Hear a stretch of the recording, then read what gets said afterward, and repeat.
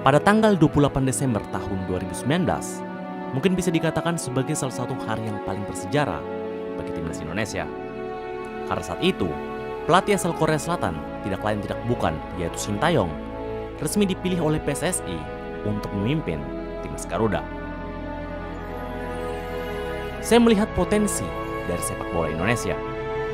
Itulah salah satu alasannya tentang kenapa dia mau menerima tawaran dari PSSI itu. Suatu perkataan yang mungkin cukup mengejutkan.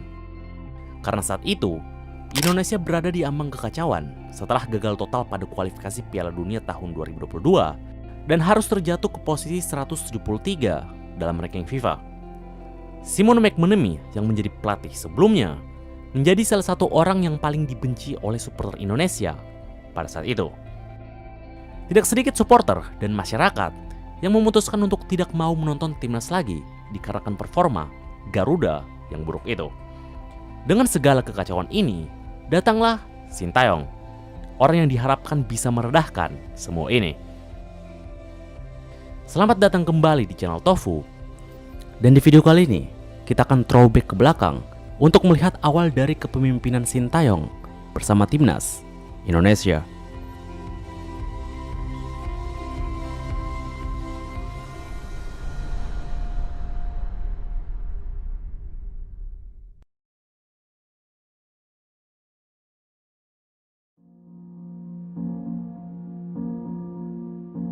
Untuk memahami semuanya, mungkin kita akan menelusuri situasinya sejak awal.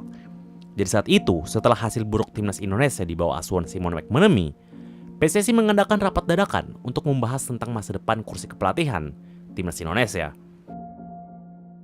Saat itu, ada dua calon yang diusulkan oleh PSSI.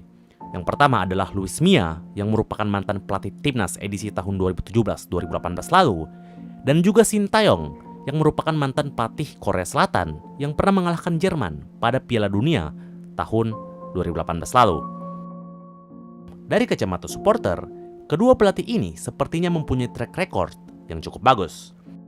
Namun Luis Mia mendapatkan perhatian yang lebih dikarenakan sudah mempunyai pengalaman yang cukup baik untuk melatih timnas Garuda. Namun setelah mengadakan pertemuan dengan kedua pelatih tersebut, Sintayonglah yang dipilih untuk melanjutkan tongkat estafet Simon McManamy di kursi kepelatihan timnas Indonesia. Saat itu, cukup banyak supporter yang tidak menyukai keputusan PSSI itu dikarenakan merasa kalau Luis Mia merupakan opsi yang lebih baik sebab dia sudah memiliki pengalaman di Indonesia sebelumnya. Tapi semuanya sudah terjadi.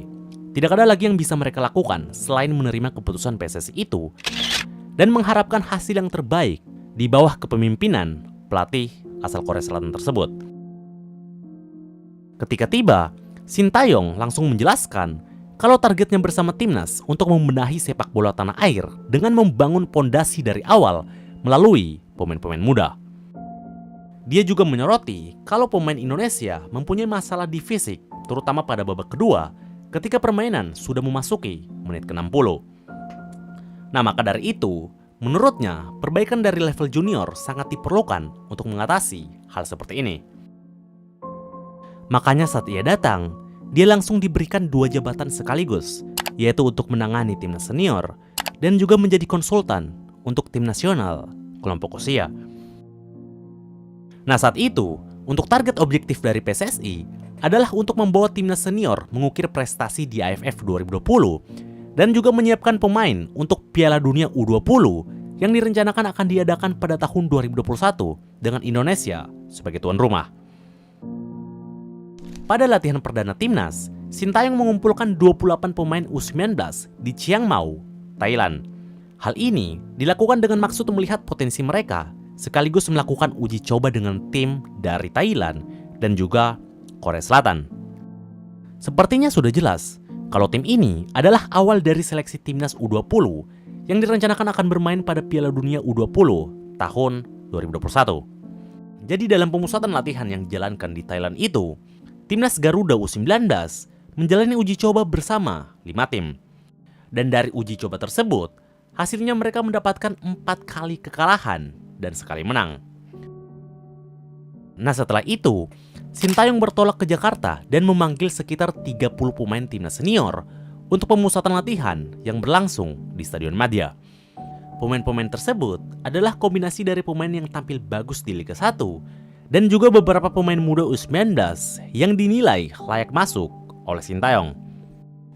Pertandingan yang paling dekat mereka adalah melanjutkan 3 laga terakhir kualifikasi Piala Dunia 2022 yang sebelumnya dipimpin Simon McManamy dengan hasil yang begitu buruk. Sebenarnya, FIFA Matchday akan dilaksanakan pada bulan Maret 2020. Namun dikarenakan pandemi virus corona yang terjadi saat itu, pertandingan akhirnya diundur dalam waktu yang belum ditentukan. Selain itu, ada hal yang mungkin cukup mengejutkan dalam pemusatan latihan timnas senior. Karena saat itu, Sintayong terlihat mengajari para pemain tentang cara passing yang benar. Ya, kalian gak salah dengar. Dia mengajari hal-hal dasar yang seharusnya para pemain sudah tahu sejak masih di akademi. Bahkan pelatih asal Korea Selatan yang dikenal disiplin dan sangat detail itu sampai belak-belakan kepada para pemain. Kalian ini mengoper saja tidak bisa. Anak sekolah dasar saja bisa passing seperti ini. Kalian ini kan pemain timnas. Apa tidak malu dengan predikat ini? Teriak Coach Sintayong melalui penerjemahnya. Mungkin ini juga bisa menjadi suatu hal yang harus kita renungi. Jika pemain kita harus diajari teknik dasar lagi, artinya kualitas sepak bola kita memang begitu tertinggal. Bayangkan saja, sekitar setahun lalu, dia masih melatih pemain top kelas Eropa seperti Son Heung-min dan Hwang Hee-chan.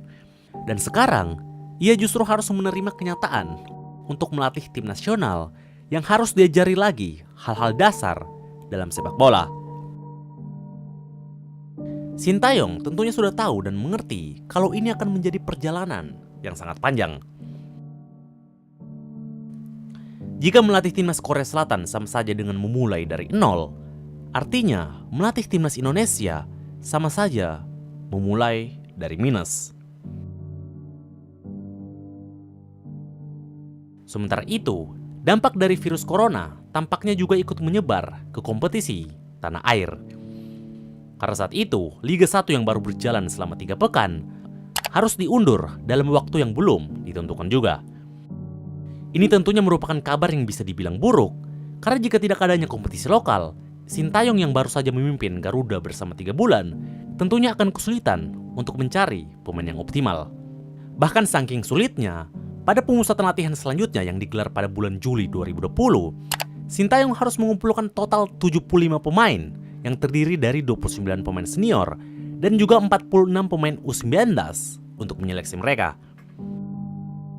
Jadi ya, mencari pemain terbaik di seluruh Indonesia ketika kompetisi tidak berjalan tentunya menjadi tantangan tersendiri bagi pelatih asal Korea Selatan itu.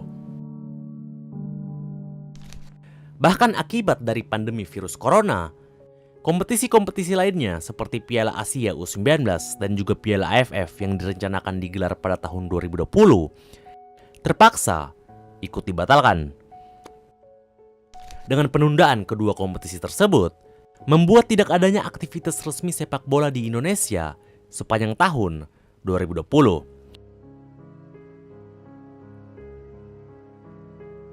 Melihat situasi yang semakin kacau, Sintayong akhirnya membawa pasukannya, terutama pemain U19, untuk menjalani pemusatan latihan di luar negeri. Hal ini dilakukan guna tetap menjaga fisik para pemain, mengingat tidak adanya aktivitas sepak bola di Indonesia. Nah, dalam pemusatan latihan di luar negeri inilah, Sintayong mencoba untuk mencari pemain diaspora atau keturunan yang mungkin tertarik untuk membela Indonesia pada timnas U19. Sudah jelas sejak awal, kalau timnas U19 ini adalah proyeksi pemain yang disiapkan untuk Piala Dunia U20 yang direncanakan akan digelar pada tahun 2021. Namun sayangnya, dikarenakan virus corona yang lagi-lagi masih menjadi isu yang besar, Piala Dunia U20 tahun 2021 akhirnya dibatalkan.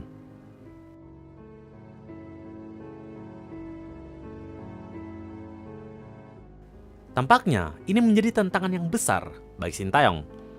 Dengan Piala Dunia U20 dan Piala Asia U19 yang sebelumnya dibatalkan, membuat pemain-pemain yang ia didik sejak pertama kali kedatangannya di Indonesia ini sama sekali belum mengikuti kompetisi resmi. Apakah semua pengorbanan sampai berlatih ke luar negeri akan menjadi sia-sia begitu saja? Itulah yang